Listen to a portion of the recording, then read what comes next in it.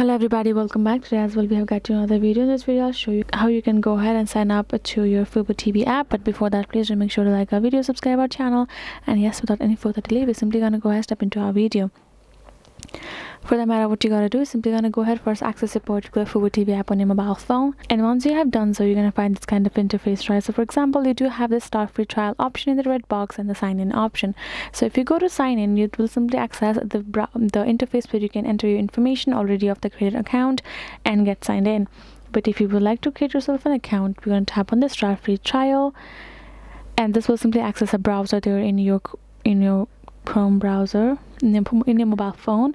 And afterwards, you're going to find this welcome to Fubo interface, including this step 1 of 3. You have to complete 3 steps for you to get signing up, and then afterwards you're going to enter your email address that you would like to create your account with, enter the create yourself a password, enter your zip code of your country or the region, and then tap on this continue. Afterwards you will get to choose a subscription plan, and then you will be able to create yourself an account, aka sign up right there in your Fubo TV app like that. That is the way you can do it. Hope this video was helpful to you all. Thank you so much for watching, and I'll see you guys in our next video.